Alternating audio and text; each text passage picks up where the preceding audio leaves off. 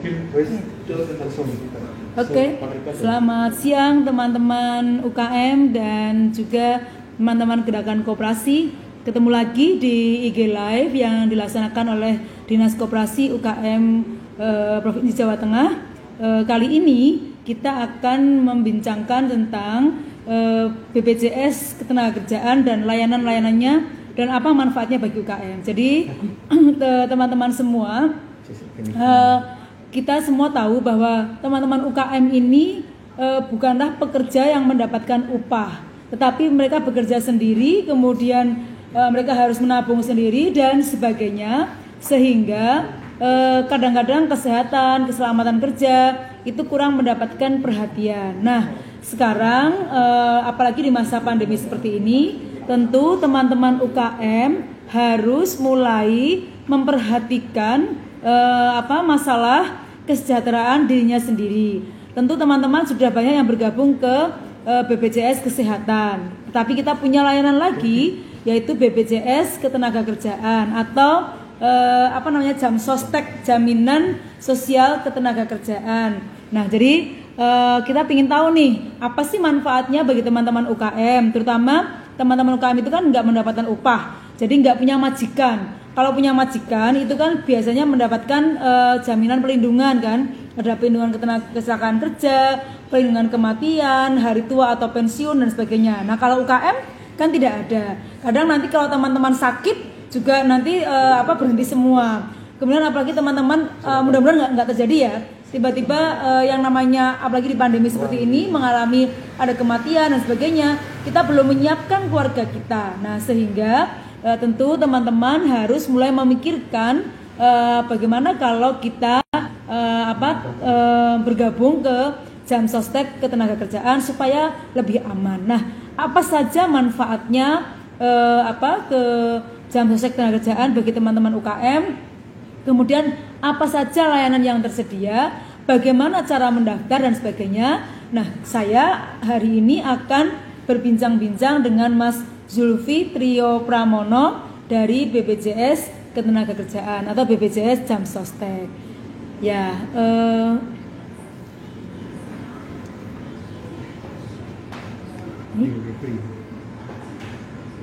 kita tunggu ya sebentar.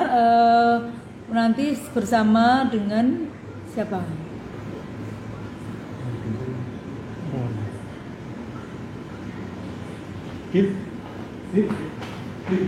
Oke, sambil menunggu dari BPJS Ketenagakerjaan, saya ingin kita melihat bahwa kepesertaan BPJS Ketenagakerjaan itu macam-macam. Jadi saya ingin menjelaskan dulu bahwa teman-teman UKM maupun yang ada di koperasi ini termasuk bukan penerima upah ya. Jadi kalau di koperasi masih penerima upah dia karena karyawannya kan menerima upah dari koperasinya, jadi bisa digolongkan sebagai perusahaan. Tetapi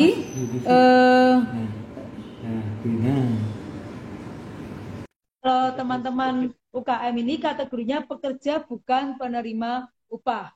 Nah, kemudian yaitu pekerja yang melakukan kegiatan atau usaha ekonomi secara mandiri. Halo, ini sudah bergabung ini. Halo, selamat siang Bu Emma. Mas Zulfi Trio Pramono ya Mas ya? Zulfi Bu, betul. Oh, enggak. Ya, kurang keras Mas suaranya Mas ya. Oh iya. Halo, ya tes Sudah dulu. terdengar Bu suara saya Bu? Sudah terdengar. Ya, jadi teman-teman UKM dan Gerakan Koperasi ini sudah bergabung dengan saya Mas Zulfi Trio Pramono. Nah, beliau dari BPJS Ketenagakerjaan yang akan menjelaskan nanti tentang apa pentingnya teman-teman UKM maupun koperasi bergabung ke BPJS Ketenagakerjaan. Nah, bagaimana kabar Mas Zulfi? Baik-baik aja nih? Alhamdulillah baik. Bagaimana kabar Bu Emma? Sehat Bu? Alhamdulillah. Ini di kantor apa di rumah apa di mana ini Mas? Kebetulan saya dapat jadwal work from home Bu, bekerja di rumah. Oh, berarti di rumah ya? Oke, ya. Iya. Karena masa pandemi ini memang kita banyak yang work from home ya. Oke, Mas Betul. Zulfi, ini kan kita lagi ngobrol nih sama teman-teman UKM. saya sudah menyampaikan kepada teman-teman, kita sudah punya kerjasama ya Mas dengan BPJS Ketenagakerjaan sejak tahun 2019 kalau nggak salah ingat, udah hampir 3 tahun ini untuk mensosialisasikan tentang layanan BPJS Ketenagakerjaan bagi teman-teman UKM maupun koperasi. Nah, saya mungkin yang perlu dijelaskan pertama adalah sebenarnya BPU itu apa, Mas? Jadi ada BPU, kemudian Mas Zulfi bisa menjelaskan layanan yang tersedia di BPJS itu apa saja dan apa pentingnya UKM ikut dalam BPJS Ketenagakerjaan. Silakan Mas, mungkin Mas. Baik, terima kasih. Selamat siang. Assalamualaikum warahmatullahi wabarakatuh. Salam bahagia, salam sehat, dan salam sejahtera untuk kita semuanya. Sebelumnya yang saya hormati Bu Emma selaku Kepala Dinas Koperasi dan UKM Provinsi Jawa Tengah. Sebelumnya kami dari BPJS Ketenagakerjaan mengucapkan terima kasih karena sudah diberikan kesempatan yang sangat luar biasa ini bisa sharing, ngobrol, memberikan informasi kepada teman-teman UKM dan juga teman-teman di luar sana yang mungkin belum mengetahui tentang apa sih BPJS Ketenagakerjaan. Terlebih tadi yang disampaikan oleh Ibu Kadis, Bu Emma, bahwa pentingnya BPJS Ketenagakerjaan untuk teman-teman dari koperasi dan UKM itu seperti apa. Kemudian mungkin masih ada kebingungan tentang apa itu bukan penerima upah, apa itu penerima upah. Cuma sebelumnya biasanya kalau saya sebelum memasuki materi ke sana, saya biasanya menyampaikan tentang filosofinya dulu, Bu Emma. Jadi silakan, kenapa sih? Biar tahu dulu. Betul, Kenapa sih negara kok membuat atau mungkin negara itu menghadirkan yang namanya jaminan sosial? Jadi begini Bu, manusia itu pasti memiliki yang namanya resiko. Itu sebuah keniscayaan di mana setiap manusia punya resiko. Nah, pertanyaannya adalah resiko itu tidak ada yang pernah tahu kapan datangnya, di mana tempat datangnya, kemudian bentuk resiko itu seperti apa. Dan resiko itu kan macamnya banyak ya Bu Emma. Resiko itu bisa jadi resiko materi, resiko sosial, resiko jiwa, resiko ekonomi, dan sebagainya. Dan kebanyakan, sebagian besar dari resiko itu akan mengakibatkan penurunan kesejahteraan. Contohnya, kalau semisal kita sakit, otomatis mau tidak mau kita harus mengeluarkan biaya. Kalau semisal kita mengalami kecelakaan kerja, kalau kita tidak mempunyai jaminan sosial, kita harus mengeluarkan biaya. Kalau semisal, mohon maaf, anggota keluarga kita ada yang meninggal, otomatis kita juga harus mengeluarkan biaya, dan sebagainya macamnya. Nah, resiko-resiko itu mengakibatkan penurunan derajat kesejahteraan pekerja dan juga manusia. Maka dari itu, negara mencoba menghadirkan yang namanya jaminan sosial. Tujuannya apa sih, teman-teman? Tujuannya jaminan sosial adalah untuk menjaga derajat kesejahteraan setiap insan manusia, termasuk pekerja, itu tetap terjaga, Bu Emma. Agar teman-teman itu derajat kesejahteraannya tidak turun. Makanya namanya jaminan sosial yang tujuannya adalah untuk mewujudkan keadilan sosial. Itu filosofinya Bu Emma awalnya. Ya benar ya, soalnya kan banyak nih teman-teman UKM ini yang pekerjaannya itu kan juga berbahaya ya. Mereka berbelanja dari rumah ke pasar, pasti di jalan itu juga beresiko. Kemudian masak itu kan juga menggunakan gas, juga berisiko, pakai mesin jahit, nanti yang pakai listrik kesetrum dan sebagainya. Jadi risikonya banyak yang dialami oleh teman-teman UKM. Hanya kan mereka nggak punya majikan yang bisa memberikan perlindungan gitu ya. Jadi karena mereka nggak bukan organisasi, sehingga mereka harus secara mandiri melindungi diri sendiri gitu ya Mas ya. Betul. Jadi yang disampaikan oleh Bu Emma betul sekali. Rekan-rekan teman-teman dari UKM yang notabene kebanyakan mungkin tidak memiliki pemberi kerja, tidak memiliki majikan, itu sangat berisiko. Satu, resiko pekerjaan. Kedua, resiko terkait perlindungannya. Karena kalau semisal mereka tidak memiliki biaya, otomatis mereka akan memiliki resiko selanjutnya, yakni resiko ekonomi. Otomatis kesejahteraannya harus menurun karena mereka harus mengeluarkan biaya yang lebih.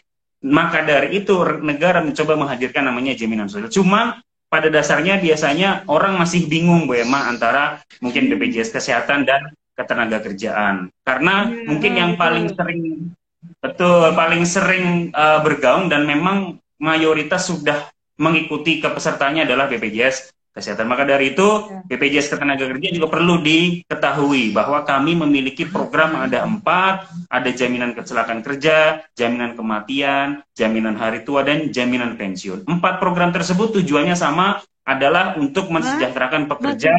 Mungkin pelan-pelan ya Mas. Mungkin pelan-pelan Mas diulangi lagi. Empat tadi Ya, apa siap. Mas? Jaminan kematian.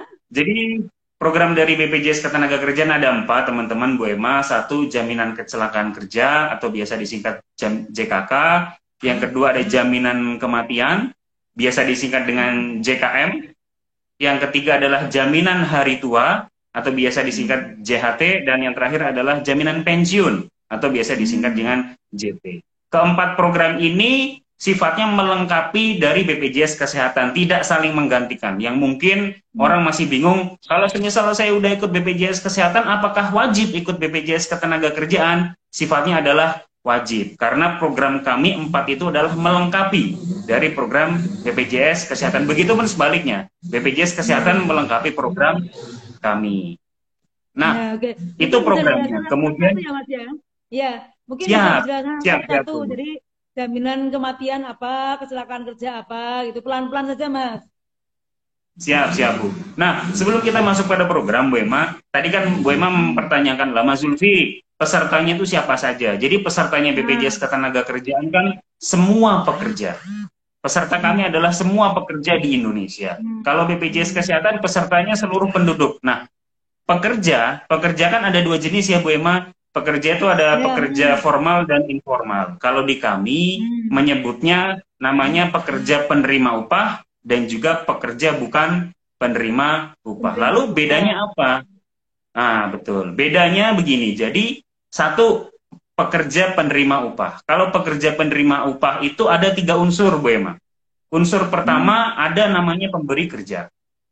Unsur kedua ada namanya pekerja.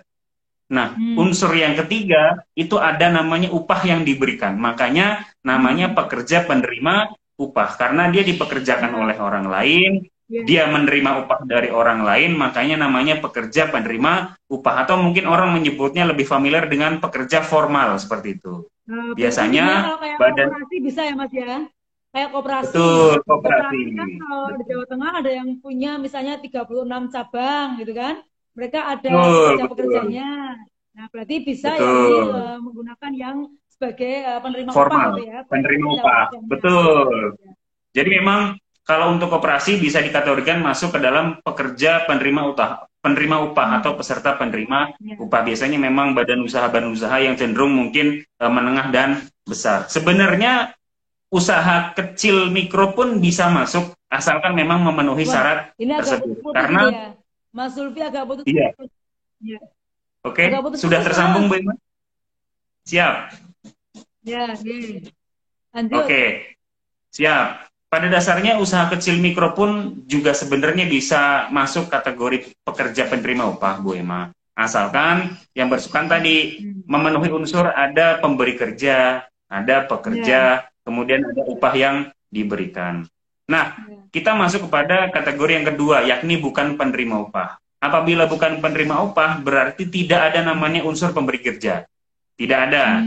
Tidak ada upah yang diberikan. Melainkan mereka adalah bekerja sendiri secara mandiri. Upah yang didapatkan adalah hasil dari jerih payahnya mereka sendiri. Jadi memang betul-betul kegiatan mikro nih, Mas, ya. Betul, kegiatan usaha mikro itu paling banyak. Buat sendiri, jual sendiri gitu ya. Iya. Iya. Jadi memang sepenuhnya melakukan secara mandiri ya Bu Ema, itu biasanya untuk mikro. Mereka memang melakukan sendiri, kemudian mereka mendapatkan jerih payahnya dari usahanya sendiri. Jadi ada 2 kepesertaan tadi Bu Ema, ada penerima upah dan bukan penerima upah. Nah, kita masuk ke dalam programnya Bu Ema. Program pertama kami adalah jaminan kecelakaan kerja. Ya, kita sama-sama tahu ya Bu Ema, pastilah kalau bisa dibilang mah tidak ada yang pernah ingin mengalami resiko kecelakaan kerja. Cuman kembali lagi filosofi awal, setiap manusia punya resiko, kita tidak pernah tahu kapan datangnya, di mana, bentuknya seperti apa. Nah, maka dari itu negara itu menghadirkan, karena setiap pekerja punya resiko kecelakaan kerja. Sekarang kita bahas dulu definisi dari jaminan kecelakaan kerja. Jadi, jaminan kecelakaan kerja adalah perlindungan ketika terjadi kecelakaan dalam hubungan kerja. Jadi intinya adalah perlindungan yang diberikan ketika terjadi kecelakaan dalam hubungan kerja. Unsurnya ada 2 Bu Ema, yakni unsur kecelakaan dan unsur hubungan kerja. Kalau memenuhi dua unsur itu bisa dikatakan adanya kecelakaan kerja. Lalu kecelakaan pertama, kecelakaan itu identik dengan apa sih? Kalau kecelakaan itu identik dengan ruda paksa, Bu Emma. Jadi ruda paksa itu istilah di mana luka fisik yang diakibatkan oleh benturan dari luar tubuh. Kalau sakit itu kan unsur dari dalam tubuh. Sakit unsur dari dalam tubuh karena bakteri, virus itu kan unsur dalam tubuh, makanya masuk ranahnya BPJS Kesehatan. Tapi kalau kami kecelakaan berarti unsur yang dari luar tubuh akibat benturan. Itu terkait kecelakaan. Unsur kedua hubungan kerja. Nah ini biasanya yang masih orang itu belum paham bahwa hubungan kerja, mungkin orang berpikir hubungan kerja hanya terbatas oleh jam kerja. Hubungan kerja hanya terbatas oleh tempat kerja. Padahal tidak sesederhana itu atau tidak sesempit itu ruang lingkupnya. Bahwa kalau semisal hubungan kerja, ternyata Bu Emma, itu bisa dapat dimulai dari tempat tinggal. Proses perjalanan kita dari tempat tinggal menuju tempat kerja, itu masuk dalam hubungan kerja. Dan sebaliknya, dari tempat kerja kembali ke tempat tinggal, itu masuk dalam unsur hubungan kerja. Dan dimungkinkan dari tempat kerja menuju ke lokasi dinas keluar, karena kan tempat kerja tidak hanya di kantor ya Bu ya, bisa jadi ada lokasi dinas keluar. Dia kirim jualannya, kirim produknya ke toko-toko misalnya. Betul sekali. Ini Bu Emma udah sangat paham ya Bu ya. Jadi memang lokasi dinas keluar, apalagi untuk yang sektor bukan penerima upah, usaha mikro, itu biasanya misalkan ketika mereka, kalau bahasa Jawanya itu kulaan ya Bu ya, kulaan, terus mungkin ketika mereka mengangkatkan, betul. Ngedropi barang kan dilakukan sendiri biasanya. Betul. Jadi ruang lingkup, apalagi untuk yang usaha mikro itu kan sangat luas ya Bu, kalau kita berbicara tentang hubungan kerja. Jadi tadi ruang lingkupnya tidak hanya terbatas oleh tempat kerja, tidak hanya terbatas oleh waktu kerja. Bahkan kalau kita berbicara usaha mikro, kalau semisal kita berbicara usaha malam, mereka melakukan produksi karena mungkin pagi harinya ada pesanan catering atau pesanan produk kan. Itu kalau jam 2 pagi mungkin logikanya nggak masuk jam kerja, cuman kan masih dalam hubungan kerja. Jadi kalau misalnya gula kelapa itu dari mulai manjat pohon ya Mas ya, dari mulai manjat pohon, kemudian memasak, kemudian bungkusi, sampai dia kirim kemana-mana, itu adalah hubungan kerjanya gitu ya. Jadi kalau kecelakaan kerja karena jatuh dari manjat pohon, itu bagian dari kecelakaan kerja gitu ya. Betul, apalagi di Jawa Tengah ini banyak ya Bu ya, kantong-kantong produsen dari gula. Contohnya di Purbalingga itu kan banyak penderes-penderes ya Bu. Itu di satu kabupaten yang banyak memproduksi gula Jawa karena banyak penderes. Di sana banyak pekerja-pekerja informal seperti penderes itu beresiko mengalami kecelakaan ya Bu, ketika naik pohon kelapa dan sebagainya. Itu agak putus-putus ya Mas. Oh iya, Mas Zulfi. Bagaimana, agak putus-putus. Nyambung Ibu? Sudah terhubung? Agak putus-putus. Belum, masih putus-putus. Sudah cukup? Agak putus. Ya, mungkin coba lagi Mas. Oke, ya. Jadi memang hubungan kerja di sektor informal, di sektor pekerja bukan penerima upah, itu bisa dikatakan sangat luas. Sangat luas sekali, bahkan mungkin lebih luas daripada sektor penerima upah.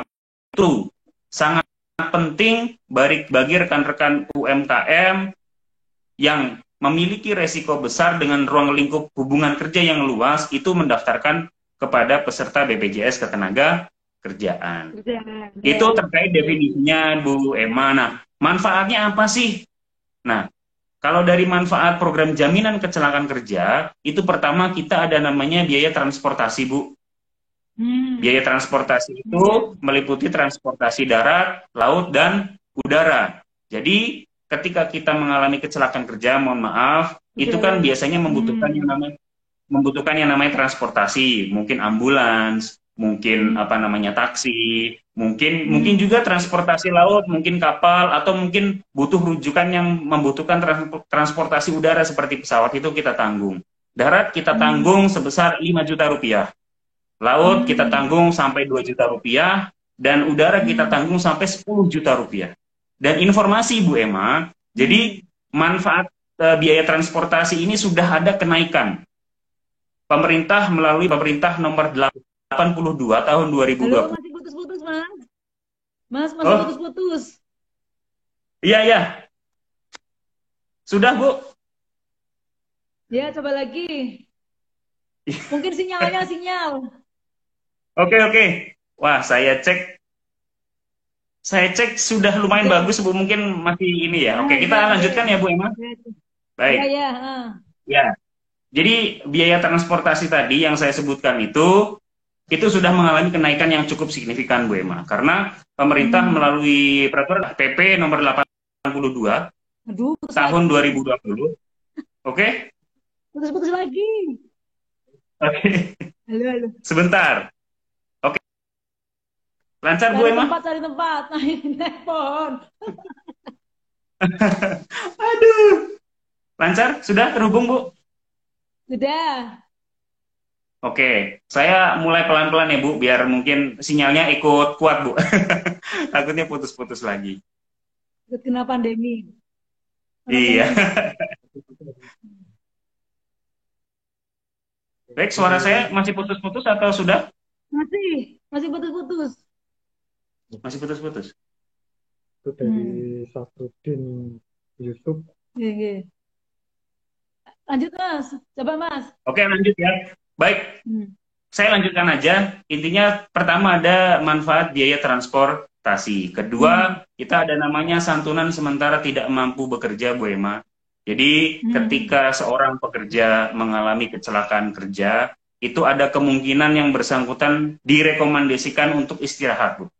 Nah, selama pekerja istirahat itu kan dari pekerja Lanjut, tersebut. Mas. Lanjut, lanjut.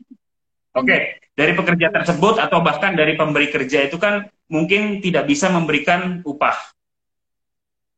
Halo, lancar? Lancar nggak? Oke, lancar ya Bu ya? Saya lanjutkan ya Bu.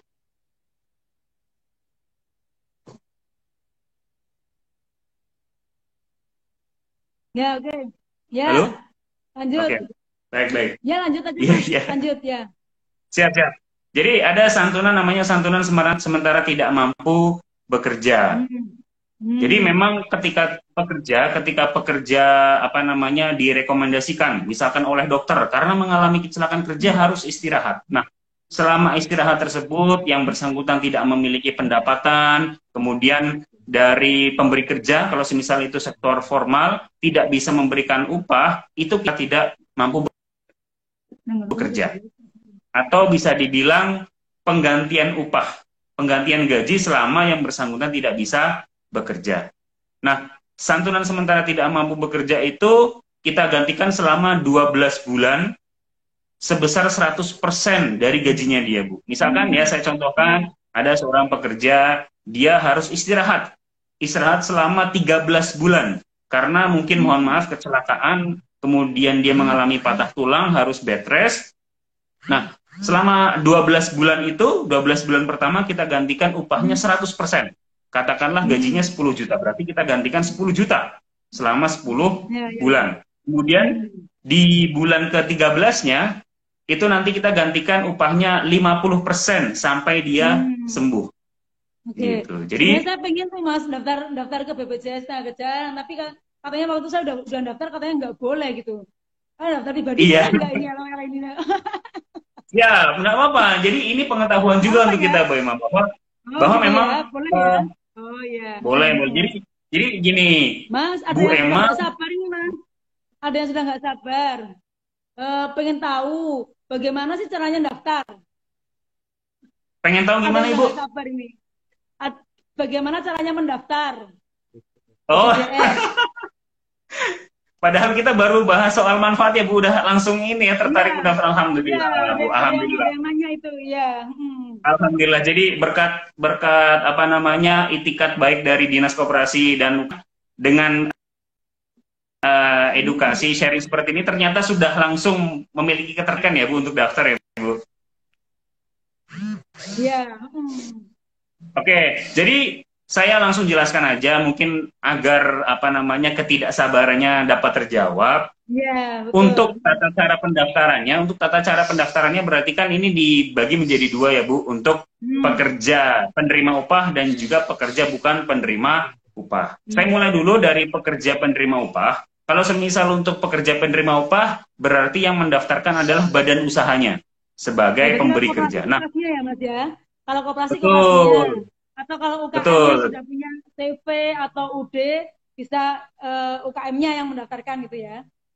Betul sekali. Jadi yang disampaikan oleh Bu Emma Hmm. betul. Apabila dia sektor penerima upah yang mendaftarkan adalah badan usahanya selaku pemberi Oke. kerja. Lalu syaratnya apa saja?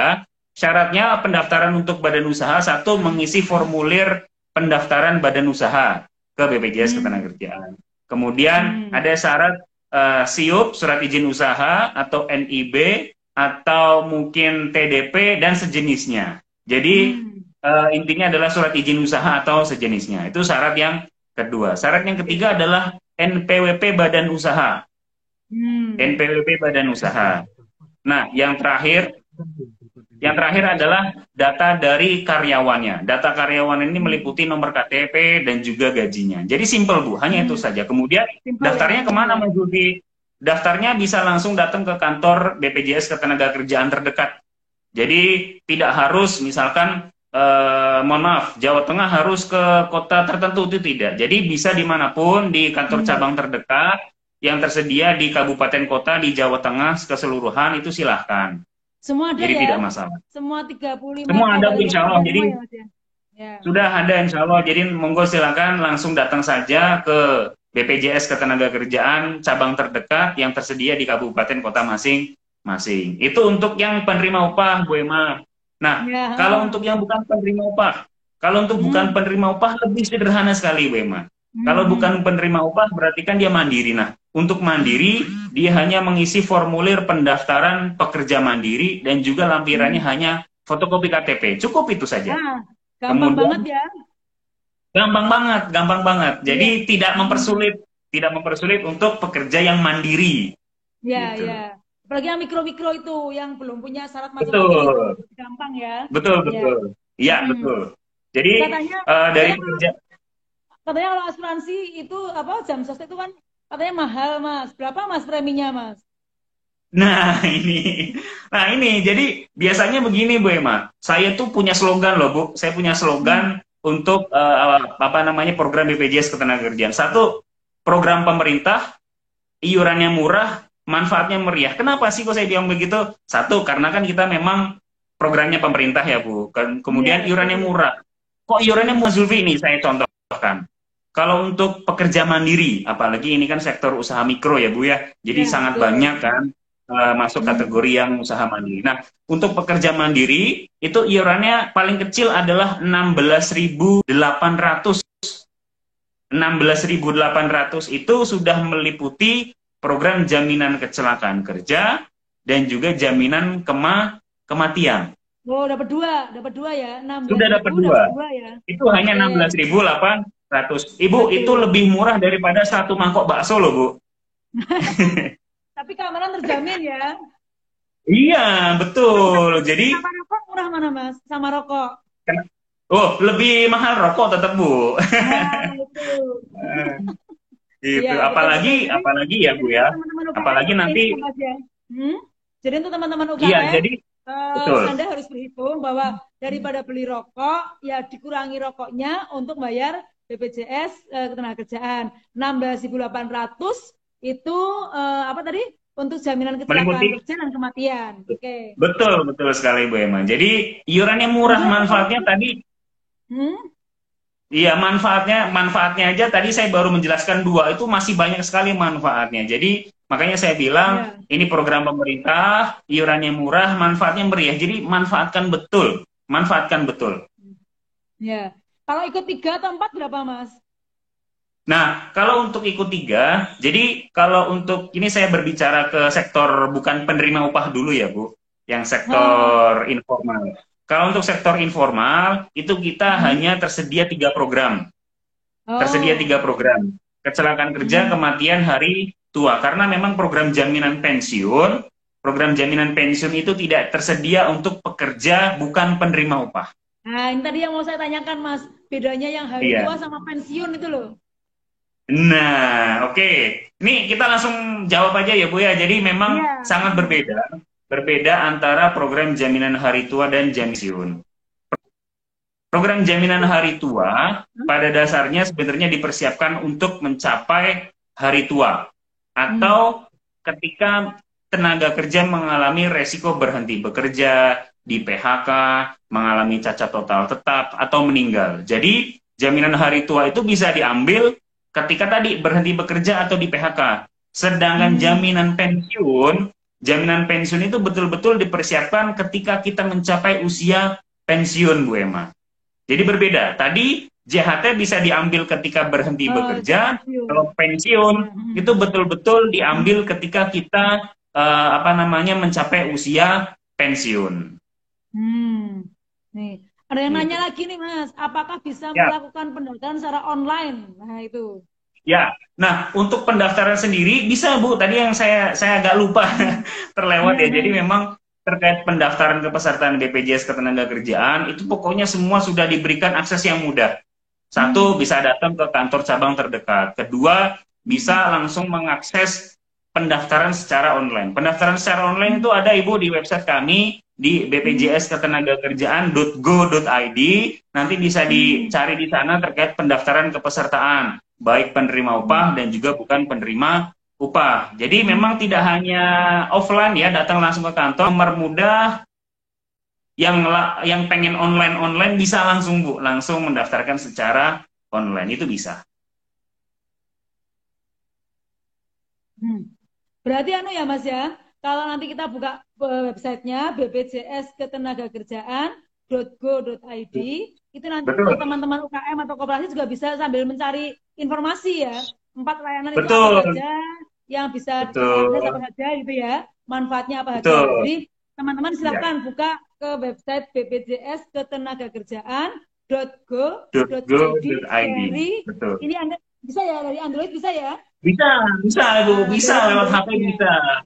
Ya, silakan teman-teman berselancar, membaca, mempelajari. Kalau belum ngerti, bisa datang ke kantor BPJS Ketenagakerjaan gitu ya, Mas ya. Betul. Ada lagi, Mas. Apakah bisa melakukan klaim JHT sebelum memasuki usia 56 tahun? Langsung saya jawab, Bu. Jadi kalau untuk JHT itu tadi tidak harus menunggu. Tidak harus menunggu mencapai usia 56 tahun atau 57 tahun. Syaratnya berhenti bekerja atau di PHK, tadi itu bisa melakukan pencairan jaminan hari tua dengan masa tunggu 1 bulan. Masa tunggu 1 bulan setelah berhenti bekerja. Ya. Oh gitu. Jadi misalnya mungkin UKM, usaha mikro sakit gitu ya. Mungkin sakit terus dia nggak bisa meneruskan usahanya, mungkin sakit kanker atau macam-macam lah yang yang menyebabkan dia tidak bisa meneruskan pekerjaannya, maka dia bisa mengklaim JHT itu ya, Mas ya. Betul. Jadi untuk usaha kecil mikro tuh jauh lebih mudah karena mereka sendiri sebenarnya yang menentukan mereka kapan berhenti bekerja ya, Bu ya. Misalkan mereka tadi dikatakan oleh Bu Emma, mereka mengalami resiko sakit yang berkepanjangan yang pada akhirnya usahanya berhenti, mereka langsung bisa dapat mencairkan jaminan hari tuanya itu. Oke. Berarti Mas, pertanyaan saya Mas, berarti kan kalau begitu Sostek ini 4 layanan ini hanya bagi mereka yang bekerja. Nah, kalau misalnya nih Mas, kadang-kadang UKM itu kan yang bekerja ya istrinya, suaminya, anaknya. Apakah tiga-tiganya boleh mendaftarkan atau hanya satu aja? Baik. Jadi kalau untuk kepesertaan BPJS Ketenagakerjaan itu sifatnya individu. Jadi dikatakan bahwa program kami diperuntukkan untuk seluruh pekerja. Apabila ada anggota keluarga, katakanlah tadi suami, istri, anak, kemudian ikut turut dalam usahanya, misalkan usaha mikro, itu juga bisa didaftarkan Ibu ke peserta BPJS Ketenagakerjaan. Karena tadi yang saya katakan, program jaminan kecelakaan kerja itu kan perlindungan mengalami kecelakaan dalam hubungan kerja. Maka misalkan anak atau suami atau istri bekerja juga, otomatis kan mereka juga memiliki hubungan kerja ya Bu, Ya, memiliki hubungan betul. Yang kerja namanya dalam kan usahanya. gula Jawa. Ya, gula Jawa bapaknya Betul. naik naik apa? Naik ke atas. Nanti anaknya mungkin Apa? yang ngindel, yang muter itu. Nanti ibunya yang Betul, bungkusin. Ibunya kan semuanya bergerak gitu betul, loh. Bisa ya? betul, betul. Nah, Bisa jadi Ibu, bisa. teman-teman tuh, Jadi berarti untungnya betul, begitu ya Mas ya. Jadi teman-teman kalau misalnya betul. teman-teman apa bakul bakso atau sudah, Hmm? halo, yang punya usaha, mungkin yang bekerja dari mulai ayah, ibu, dan anak bisa didaftarkan semuanya dan menguntungkan loh. Gitu.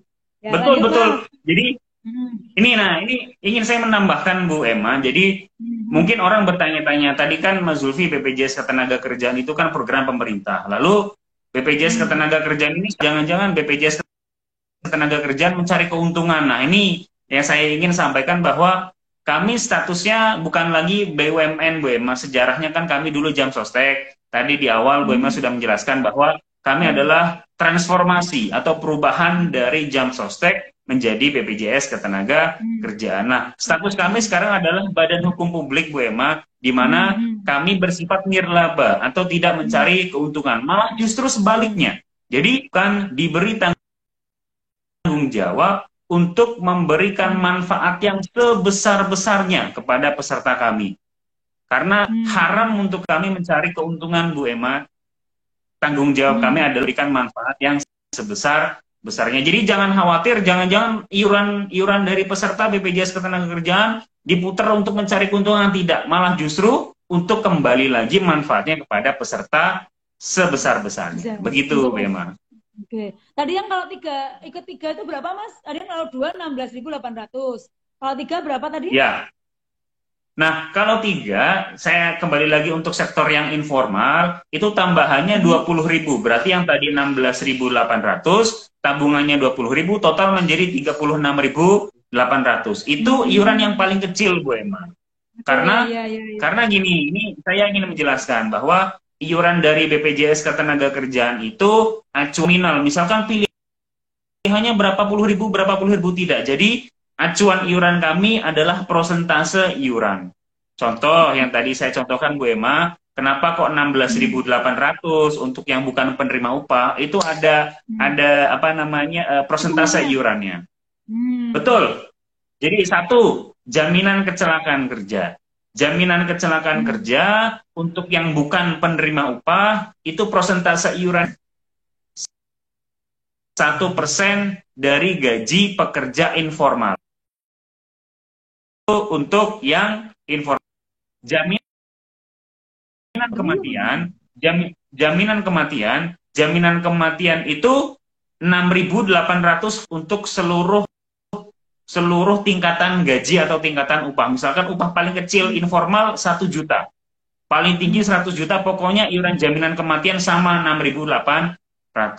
Nah, yang jaminan hari tua untuk sektor informal, pekerja bukan penerima upah, itu prosentase iurannya adalah 2% dari gaji.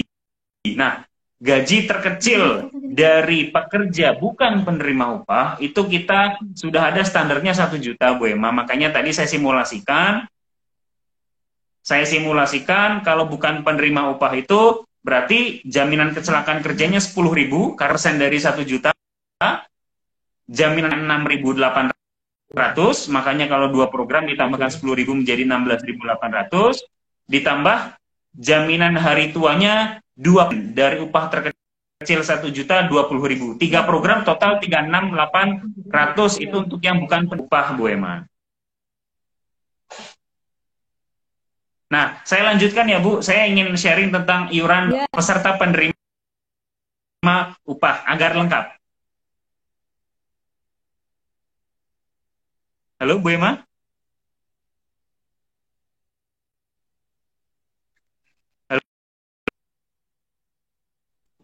Saya lanjutkan ya, Bu.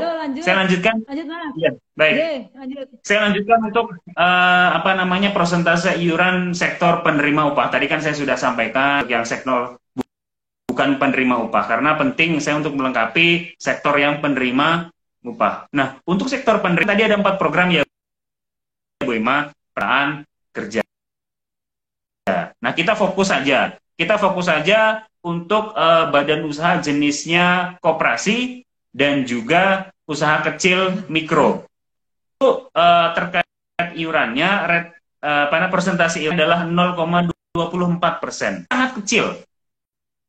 Untuk yang sektor penerima upah 0,24%, kemudian upah paling minimal adalah sesuai. Halo? Ya, halo, iya Bu. Mas Zulfi? Ya, ya. Dengar saya ya Mas ya. Kalau misalnya begini Mas, Ya, yang Bu. namanya UKM, kalau UKM itu kan penghasilannya kan kadang-kadang naik turun Mas. Dari itu Betul. gimana Mas?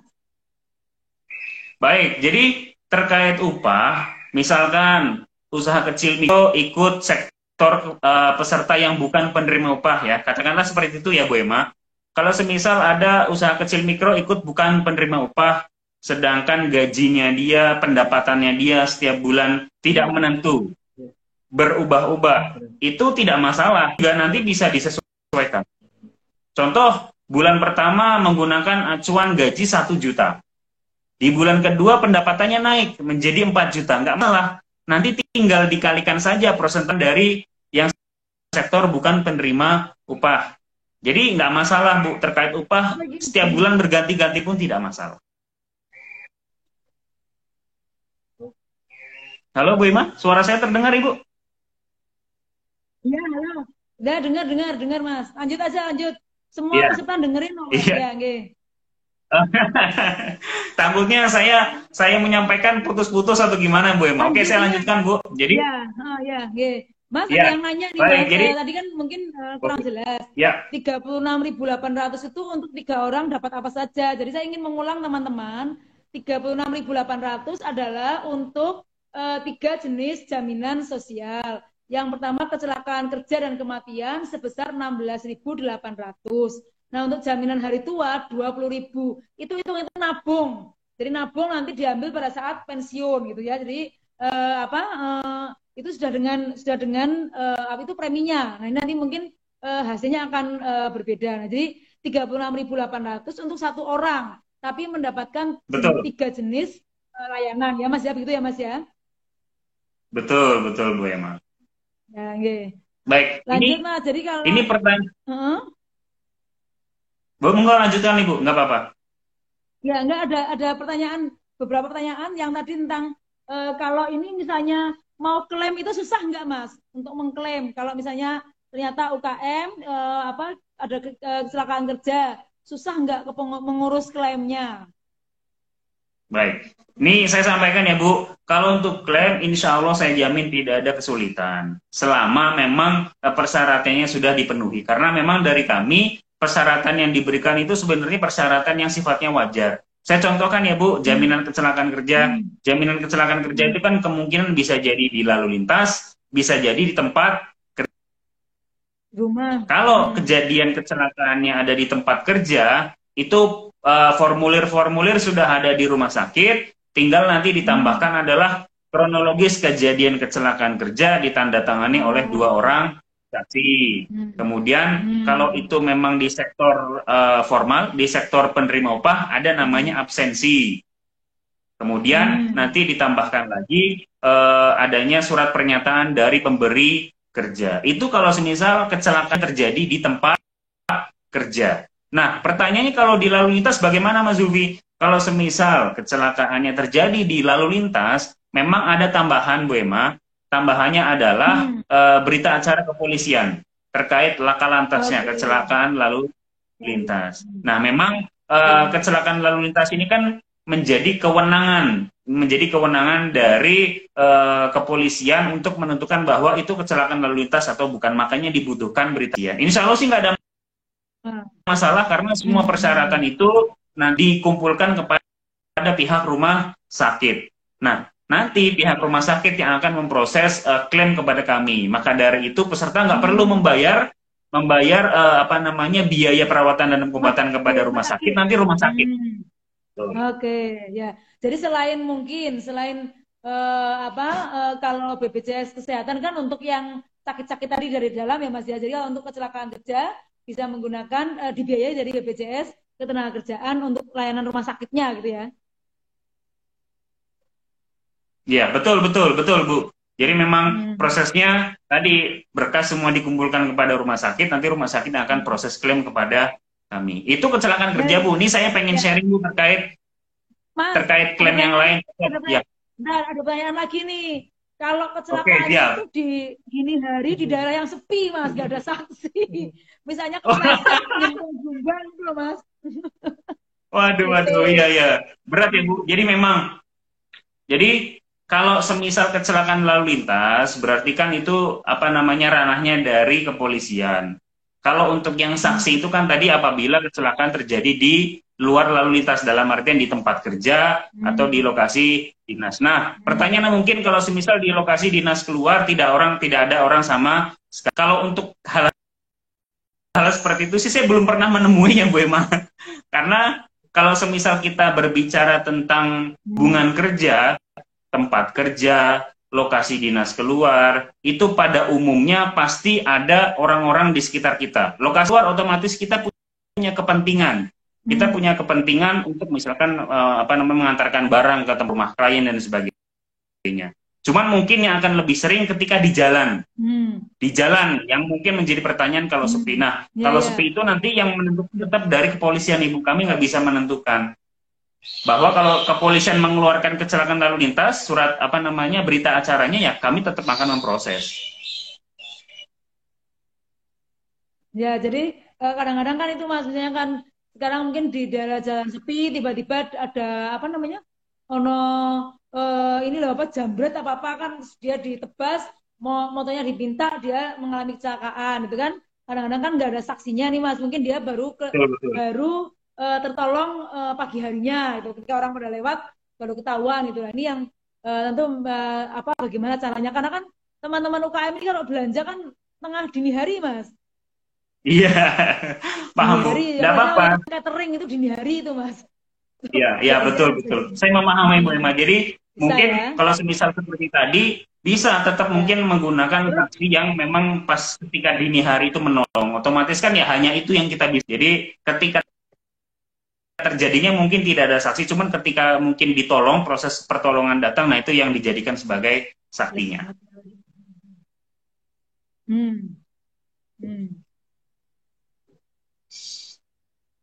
Ya, terus Mas, ini kalau untuk membayar bisa lewat online juga ya, bisa melalui langsung bank ya, rekening. Betul, jadi tadi kita sudah bahas soal proses pendaftaran, kemudian teman-teman juga sudah menanyakan terkait klaim, lalu bagaimana pembayarannya? Nah, pembayarannya itu kita memiliki banyak kanal pembayaran, Bu Emma, bisa langsung melalui teller bank, kemudian bisa melalui ATM, kemudian bisa melakukan pembayaran melalui internet banking, mobile banking, dan terakhir untuk yang sektor bukan penerima upah, yang informal ya Bu, itu melakukan pembayaran melalui Indomaret. Jadi aksesnya atau kanal pembayarannya insya Allah mudah, tidak akan peserta.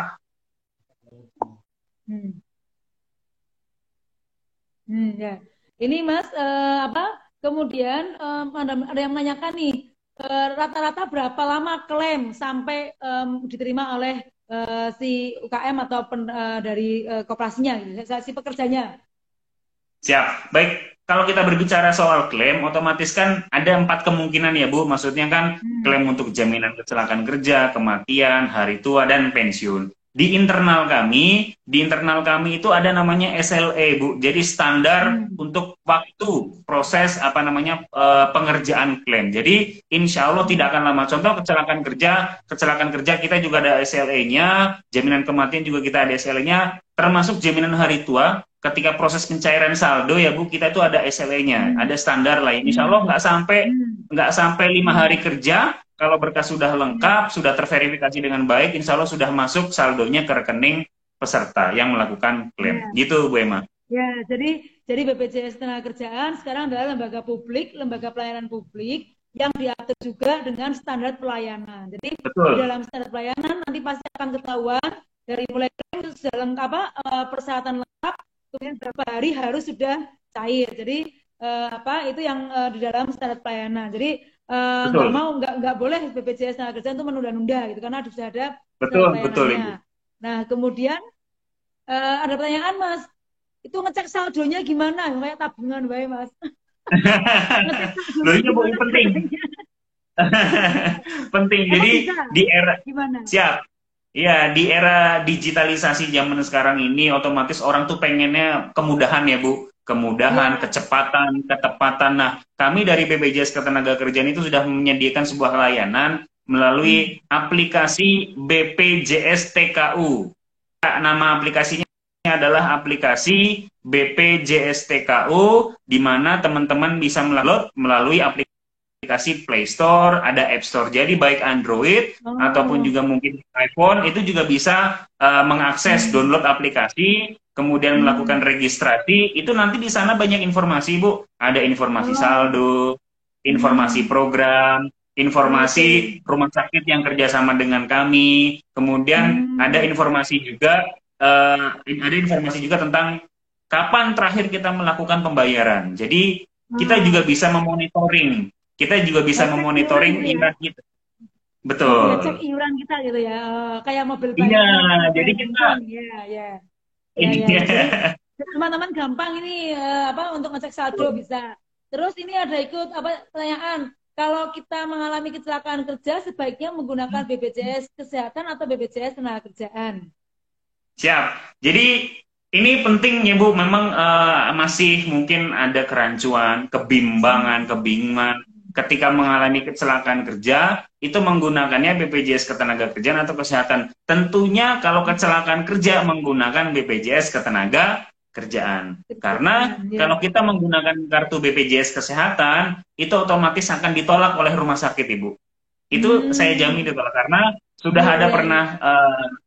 pernah ada contoh kasus. Jadi salah Hmm. satu tenaga harian lepas, salah satu saya sebut saja. Jadi ada tenaga harian lepas dari BBWS itu dia kecelakaan kerja tapi menggunakan BPJS Kesehatan, otomatis ditolak. Jadi harus menggunakan Hmm. BPJS Ketenagakerjaan. Hmm. Makanya Hmm. kartu BPJS Ketenagakerjaan itu harus dibawa kemana-mana ya Bu. Maksudnya Ya, memang kita nggak ada yang kepengen, cuman kan itu adalah fasilitas, betul. jadi tetap harus dibawa kemana-mana. Nempel di tubuh gitu ya. Iya, iya, kan Betul, betul. KTP dibawa-bawa kemana-mana. Jadi kartu BPJS Iya itu dong, dibawa Bu. Penting kemana-mana. itu. Iya, iya betul. Terus Ah, ada pertanyaan lagi Mas ini. Apa ini? Kalau sudah ikut JHT apa harus ikut pensiun? Enggak lah. Tadi ada bedanya. Pensiun itu jaminan pensiun itu untuk yang apa punya badan hukum. Jadi pekerja yang diupah. Jadi misalnya saya ini ya. pegawai negeri, ada yang ngasih upah. Nah, itu dapatnya pensiun. Tapi kalau saya bukan pegawai negeri, saya catering buat masakan sendiri, maka saya dapatnya jaminan hari tua. Jadi nabung sendiri, pensiunnya dapat untuk diri sendiri. Nah, itu yang apa Betul. untuk JHT itu. Jadi nggak usah dua-duanya, satu aja. Sekarang teman-teman apa usaha mikro atau pekerja yang diupah? Kalau misalnya pekerja yang diupah ya berarti yang ikut pensiun. Kalau yang bukan diupah berarti ya ikutnya yang jaminan hari tua. Itu yang kayaknya kalau saya pernah dengar ada yang beasiswa itu apa itu Mas ya? Ada nggak ya? Ya. Baik, tapi sebelum itu saya menambahkan sedikit ya Bu, tadi terkait Ya. pertanyaan soal jaminan pensiun. Jadi Hmm. memang kalau yang disampaikan oleh Bu Kadis, Bu Emma betul, apabila bukan penerima upah, itu tidak bisa ikut program jaminan pensiun, hanya jaminan hari tua, hanya sampai jaminan hari tua. Cuman kalau untuk sektor penerima upah, jadi untuk sektor penerima upah itu ada aturannya Bu Emma terkait jaminan Hmm. pensiun. Ada beberapa jenis badan usaha yang wajib ikut program pensiun. Apabila usaha tersebut masuk ke dalam kategori usaha menengah dan besar, itu nanti Hmm. diwajibkan ikut program pensiun, Bu Emma. Tapi kalau misal Hmm. memang yang badan usahanya tidak masuk kategori menengah dan besar, itu nanti badan Hmm. usahanya sifatnya sunah ikut program Hmm. pensiun. Hmm. Hanya bisa bisa Oke. juga hanya sampai jaminan hari tua. Itu wah. Oke, Nah, ya. Tadi Mas, iya. yang tadi ada RT-nya saya pernah dengar ada beasiswa apa enggak ya kayaknya ya? Ya, jadi betul Bu Emma, di Hmm. kami memang ada manfaat baru, jadi manfaat untuk beasiswa bagi anak pekerja. Nah, memang manfaat beasiswa ini melekat pada dua program Bu Emma. Manfaat ini melekat Hmm. pada program jaminan kecelakaan kerja dan juga jaminan kematian. Yang tadi kita mungkin Hmm. belum sempat selesaikan. Jadi Ya. Hmm. contoh, masuk dalam manfaat program jaminan kecelakaan kerja. namanya kecelakaan kerja itu ada kemungkinan mengalami meninggal dunia ya Bu. Ada resiko meninggal dunia itu kemungkinan. Apa kelumpuhan? Betul. Apa kelumpuhan yang betul. dia Jadi kerja lagi? iya, jadi kalau semisal meninggal karena kecelakaan kerja, itu ada namanya beasiswa Bu untuk 2 orang anak. Dari TK sampai perguruan tinggi, yang besarannya itu sampai 174 juta. Padahal tadi saya katakan ya Bu, iuran jaminan kecelakaan kerja berapa sih? Bukan penerima apa, hanya 10.000 loh Bu. Iurannya hanya 10.000, tapi mohon maaf namanya resiko ketika mengalami, resiko meninggal dunia karena kecelakaan kerja, itu ada namanya manfaat beasiswa untuk anak, 2 orang anak dari TK sampai perguruan tinggi. Kemudian yang melekat di program jaminan kematian. Nah, program jaminan kematian ini kan intinya perlindungan bagi pekerja yang meninggal bukan karena kecelakaan kerja, meninggal karena apapun. Meninggal karena mohon maaf sakit, meninggal karena dibunuh, bahkan iya, jadi meninggal karena bunuh diri pun kita berikan santunan Ibu, termasuk jadi manfaatnya kesannya menakutkan ya Bu, cuma memang itu. Jadi program jaminan kematian, program ini manfaatnya besar karena kita sama-sama tahu ya Bu, resiko kematian itu sebuah resiko yang pasti. Setiap manusia memiliki resiko kematian. Kita tidak pernah tahu kapan kita meninggal. Kemudian kita kenapa itu? Bentuknya apa Mas beasiswanya? Beasiswanya bentuknya apa? Iya, jadi gimana Bu, suaranya putus-putus Ibu? Beasiswanya bentuknya apa beasiswa? Iya, nah untuk beasiswanya itu adalah langsung biaya Bu. Jadi kita memberikan santunan biaya. Jadi bentuknya adalah bentuknya santunan dari TK sampai perguruan tinggi. Nanti ketika misalkan anak dari pekerja masuk usia TK, nanti kita berikan santunannya untuk pembayaran biaya pendidikannya. Masuk SD, kita berikan lagi biaya pendidikannya. SMP, SMA sampai perguruan tinggi, kita akan berikan santunan terkait biaya pendidikannya. Itu seperti itu Bu Emma. Ya, jadi ini negara benar-benar memberikan jaminan terutama pada teman-teman pekerja, pelindungan supaya sampai ke anaknya pun mendapatkan manfaat. Ini saya pikir sangat besar. Mas, ada pertanyaan nih, usaha menengah itu ukurannya apa? Siap. Jadi terkait kategori usaha kecil, mikro, menengah dan besar, itu kita mengikuti sesuai dengan undang-undang UMKM Bu. Jadi kalau nggak salah saya lupa, cuman tahunnya tahun 2008. Undang-undang tentang UMKM tahun 2008 yang mengatur terkait definisi usaha kecil apa, usaha mikro apa. Biasanya itu didasarkan pada skala aset dan omset Ibu. Jadi skala usaha menengah dan besar itu ada kategorinya aset dan omsetnya berapa. Itu sudah ada di undang-undang terkait UMKM tahun 2008. Cuman saya lupa nomornya berapa. Ya, kalau terkait yang undang-undang UKM 2008 itu yang untuk usaha miliar. 2,5 miliar omsetnya. Omsetnya 2,5 miliar sampai 10 miliar. Betul. Itu yang itu dia. Tapi nanti kayaknya yang dengan Undang-Undang Cipta Kerja akan berubah lagi. Ini masih belum disepakati. Nanti akan ada perubahan lagi. Ya. Jadi untuk usaha untuk ada pertanyaan nih, jaminan pensiun diwajibkan. Kalau jaminan pensiun diwajibkan bagi usaha menengah dan besar ya. Jadi betul, ada badan usaha yang omsetnya tahun antara 2,5 miliar sampai 10 miliar atau di atas 10 miliar, maka dia wajib untuk membuat jaminan pensiun bagi karyawannya. Nah, kalau yang mandiri ya terserah mau ngambil 1, 2, 3 terserah. Jadi itu adalah keputusan masing-masing teman-teman UKM. Terus ada pertanyaan lagi Mas, kalau pas mengajukan klaim itu ada pendampingan apa tidak itu? Baik, nah ini penting Bu Emma terkait proses klaim. Jadi untuk 3 klaim itu jaminan 2 klaim dulu ya. Jaminan hari tua dan jaminan pensiun itu tidak ada pendampingan. Yang melakukan klaim adalah tenaga kerja sendiri. Gitu. Nah, untuk yang jaminan kematian itu nanti yang melakukan klaimnya adalah ahli warisnya. Gak mungkin juga kan Bu pekerjanya karena kan sudah meninggal. Jadi yang melakukan klaimnya adalah ahli warisnya. Nah, untuk jaminan kecelakaan kerja, apabila dia sektor formal, itu yang melakukan pendampingan adalah dari pihak perusahaan atau pemberi kerja. Cuman kalau semisal memang dia pekerja mandiri, otomatis yang melakukan proses klaim adalah yang bersangkutan sendiri. Gitu Bu Emma. Nah, gitu ya. Tapi yang penting mudah itu ya Mas ya, karena kan kadang-kadang Betul, insya Allah mudah Bu selama ya, usaha mikro kan dari desa, jarang jarang ke kantor pemerintah, dan sebagainya kan kadang-kadang ada rasa ketakutan. Jadi ini ramah untuk semua UKM itu ya Mas ya, untuk usaha mikro kecil gitu ya, ya. betul. Kalau memang ada kesulitan bisa langsung menghubungi kami, Bu. Misalkan di rumah sakit kok mengalami kendala, kesulitan, merasa mungkin kok saya dipingpong, saya dipersulit, bisa langsung menghubungi ke pihak BPJS Ketenagakerjaan agar kami mungkin bisa membantu mengkomunikasikan juga kepada pihak rumah sakit agar nantinya peserta tidak merasa dipersulit, tidak merasa dipingpong atau dibingungkan. Itu kami bisa membantu, Bu Emma. Ya. Terus ini ada pertanyaan nih Mas, bagaimana dengan karyawan yang di PHK? BPJS sudah tidak aktif selama 4 tahun, sekarang kerja mandiri sebagai usaha mikro.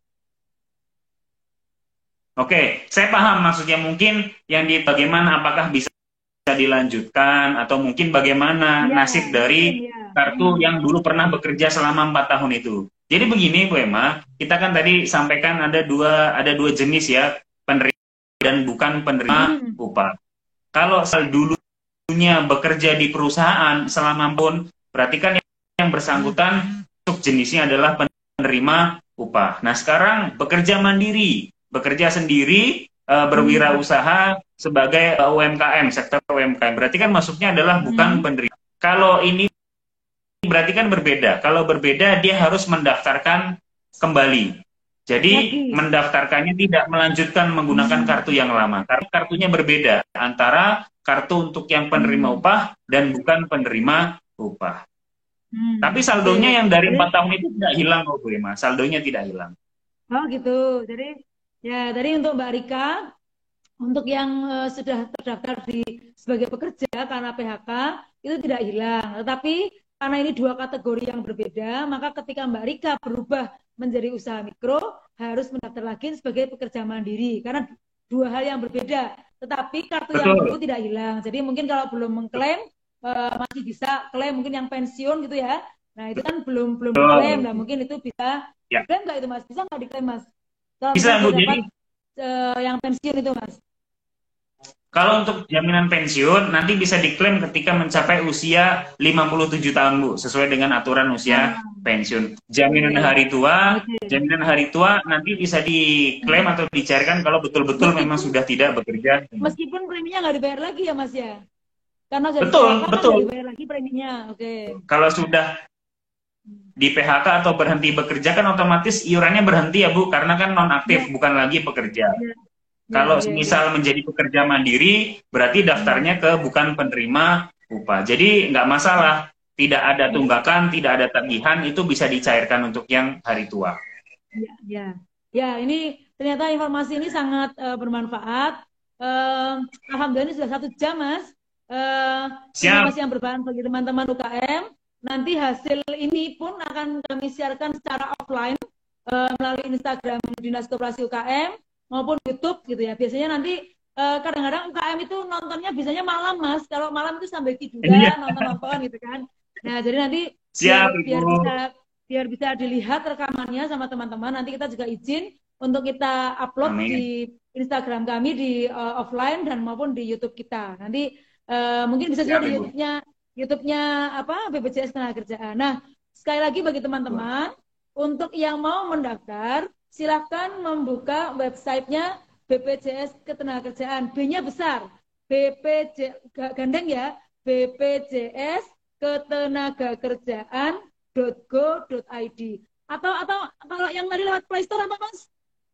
Yang Play Store diulangi lagi. Kalau untuk aplikasi, kalau untuk aplikasi itu nanti terkait informasi Bu. Tapi kalau pendaftaran tetap melalui website. Aplikasi hanya untuk informasi tadi, saldo dan yang sebagainya. Sudah mendaftar.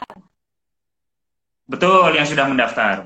Untuk informasi saja. Oke, jadi silakan teman-teman mendaftar melalui BPJS Ketenagakerjaan.go.id.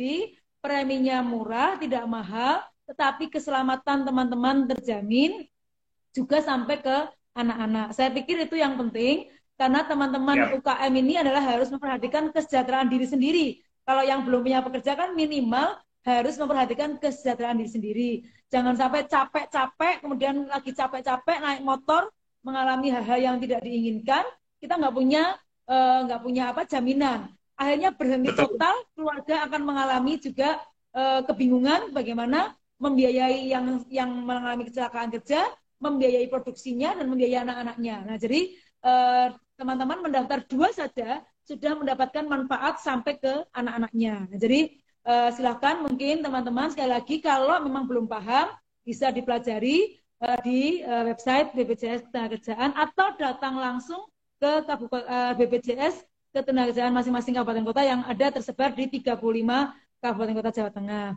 Ada pesan Mas Zulfi sebelum kita tutup?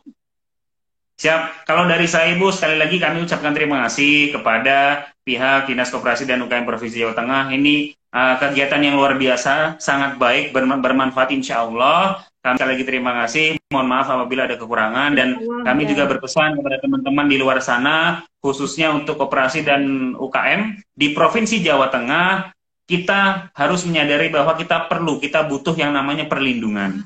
Kita memiliki resiko, maka dari itu kita harus mempersiapkan apabila kita menghadapi resiko tersebut. Insya Allah, ini programnya amanah, ini program pemerintah, iurannya murah, dan juga manfaatnya meriah. Mungkin itu Bu dari kami. Oke, sekali lagi terima kasih Mas Zulfi. Mohon maaf ya, terima kasih Bu Emma. Dan mudah-mudahan ini bermanfaat bagi teman-teman UKM. Itu selamat bekerja bagi teman-teman UKM, selamat bekerja untuk Mas Zulfi juga. Masih tetap semangat. Sehat-sehat selalu Bu Emma. Siap Ibu. Terima kasih. Iya, saya undur diri Bu. Terima kasih. Assalamualaikum. Ya, sama-sama. Bye-bye.